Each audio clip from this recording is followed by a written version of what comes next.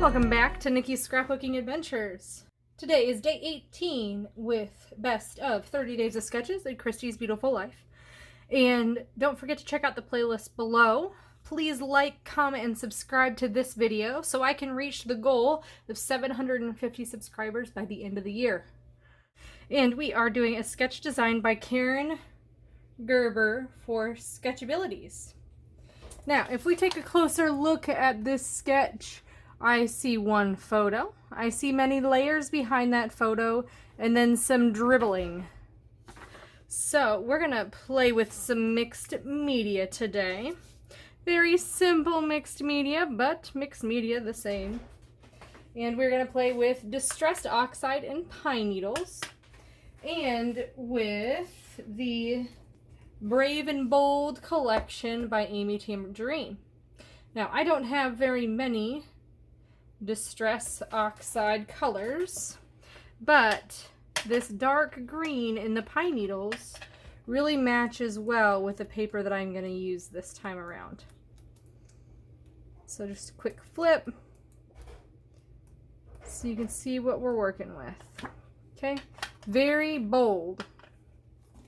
Now we are going to be doing this photo right here where my son got stuck underneath my desk. So my desk has this shelf here, and he has slid his body back behind it and got stuck between my desk and the wall. Of course, I had to snap a pic because this was during work and he was freaking out, and I thought it was hilarious. So I've got my 6x8 pads and a couple scraps actually that I'm going to be using today. So this is my 12x12 sheet. You can see I sampled the colors, and it's not quite this aqua color, but it is this green color here, which is perfect. I really wanted to bring in some of this blue from his shirt, but I don't have that color. So alas, we are going with the green instead, and that's okay, you know, whatever. So I've got my big piece here, and then I'm going to use these scraps. This is actually a 6x8 piece of paper, and then this is the outer part of where I used it as a photo mat, I think. And that is just going to land kind of like this. And I've got my photo that's going to be straight up and down. So notice that my background piece that's really big and my photo are going to be straight up and down, while my other two pieces are going to be kind of crooked. Then for embellishments, I don't have this full collection, just the papers. So what I decided to do is I took some doily shaped stamps. Okay, 1, 2, and then this is the third one. And I stamped them on a 8.5 by 11 and cut them out with my Scan and Cut. So I'm going to land one right here. And I'm going to land one right here. But mixed media, you say? How are you going to do this mixed media? Well, we're going to do that part together. I've got my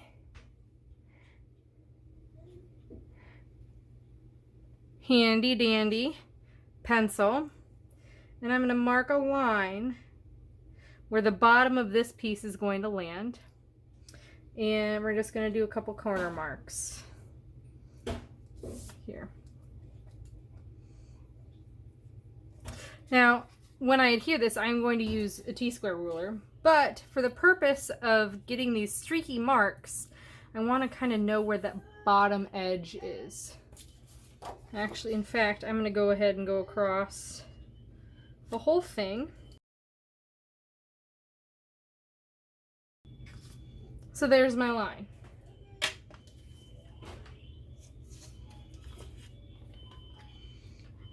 Okay, just because I have a mixed media mat slash glass mat here, I get to add my color to the mat.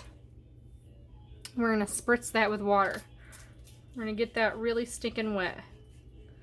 Because what I want to do is get it to look like drips. Okay.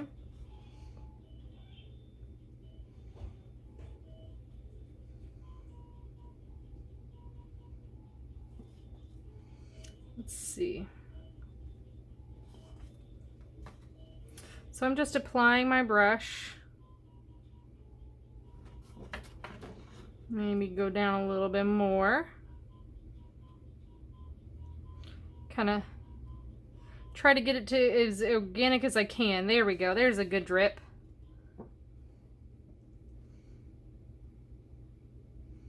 Okay, as you can see, once the drip starts, it just kind of follows the water line. Okay. If you really want it to be, I think this is what I'm going to do. Okay, let's remove that piece of wetness. I'm going to get one brush wet, like soak it, right? What I'm going to do is draw a line across the bottom here. Okay? In addition, I'm going to draw a couple lines just in water so that what happens is my color follows it. See how the color follows that drip? And it's more organic looking than what I was doing before.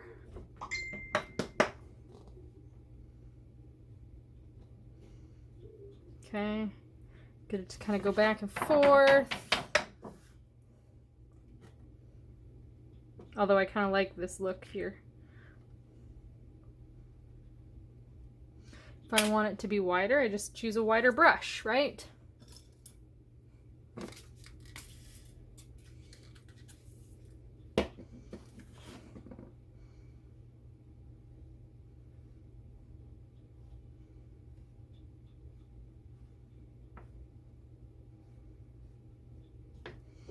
Okay, so again, adding my watercolor.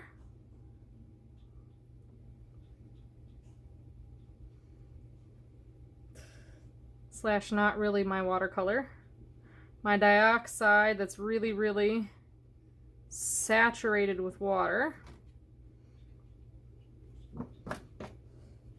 And try to get it to follow the river that is that water.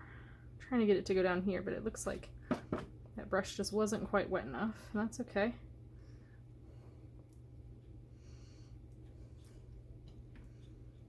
There we go. Did a good one. So this is just a little bit of messy watercolor, kinda. And I don't really need to do this more than what I'm already doing, right? My sketch just has a few lines, but I want to add a little bit more. And what these are represented, the reason I chose that picture is because he was crying. So I want to get that represented when I do my layout. So they're kind of like tears. Sad days. He was really upset though, to be honest. He was so mad that he was stuck. And of course it had to be while I was on the phone with the client, and you know, life happens. Okay, now I feel like I need to bring this color around a little bit. So I'm going to kind of do the packaging technique. You've probably seen this done before. This is definitely not a new trick.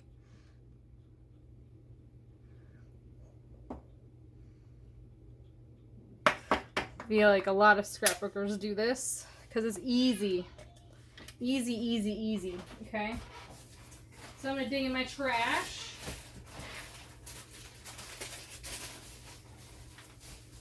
For a piece of plastic. Voila, truly, piece of trash. Okay?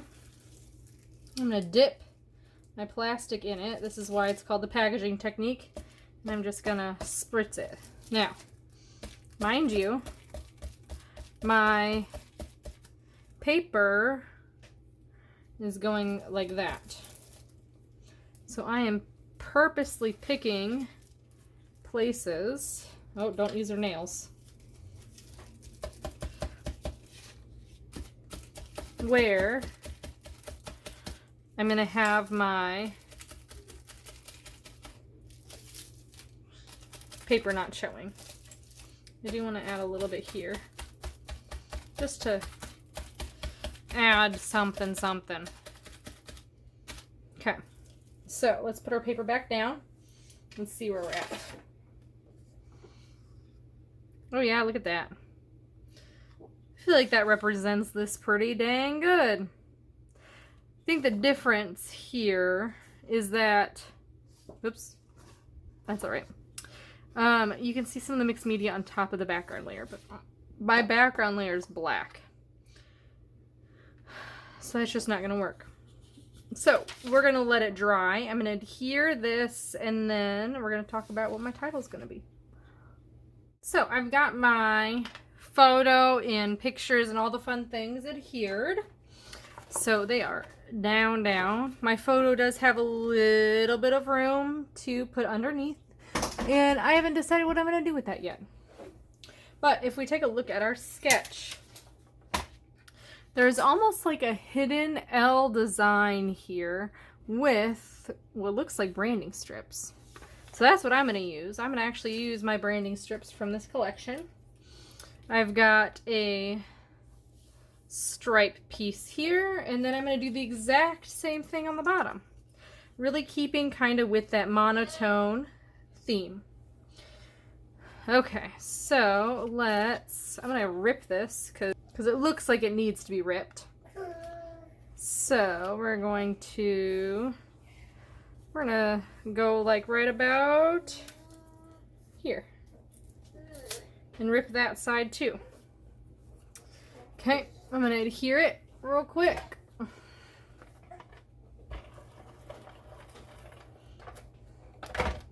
I like my ATG because it's 1/4 of an inch, and something like this is the perfect size for that, and it's going to bump right up against my photo. And then my other one, again, going to be ripped. I'm going to rip the other way so it shows some white. And then we're probably going to go to, I'm going to say here for now. Do I want to go shorter? Let's see. Here's my title. This is going to help me decide. Am I going to put my title right here or right here? Right here? Yes. So I think that's an appropriate length then, if I'm going to put my title on top of the branding strip. Now, this title probably isn't photo safe. So the more that I think about it, I think I should go ahead and adhere it on this branding strip. Because what these are We Are Memory Keepers came out with like a mold thing, and part of those is a couple letter sets. And they were super cheap.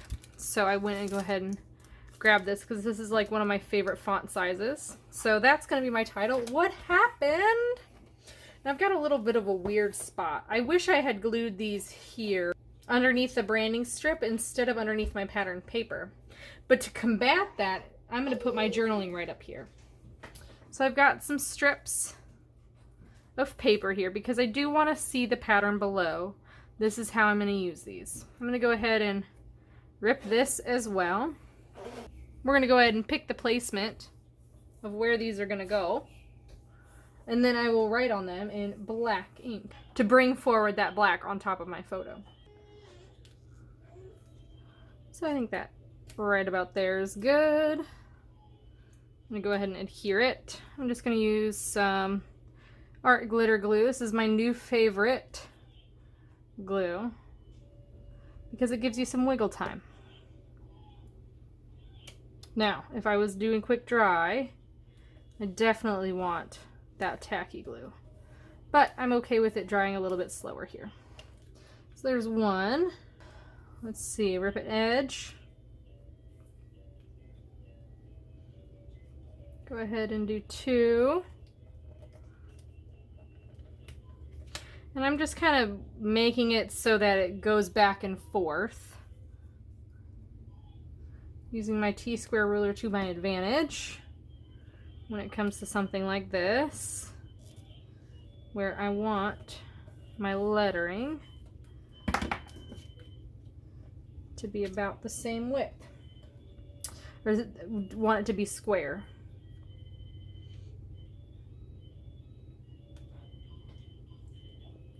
Here again, rip the edge, and then I'm gonna keep this pattern of going away from my son's face.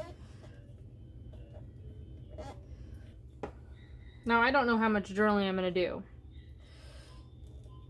I have the date already on my photo, so that doesn't need to be accounted for. So there is a little spot under my desk that is a shelf. You decided to climb on the shelf and get stuck while I was on a call. I think I'm really gonna need one more.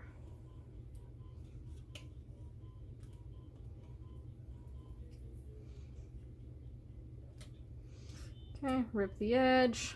And if I do need more than just the 4, I think I'm gonna need 4 at least. I can go ahead and add that later.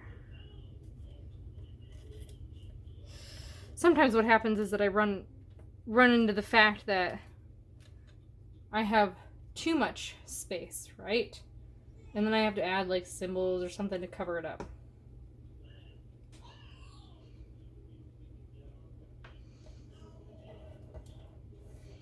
Okay. That kind of covers that weird dead spot. I'm not gonna really do much embellishing outside of those pieces here and here. That is my version of Day 18, sketch by Karen Gerber for Sketchabilities. Please check out the comment below, and I will see you next time.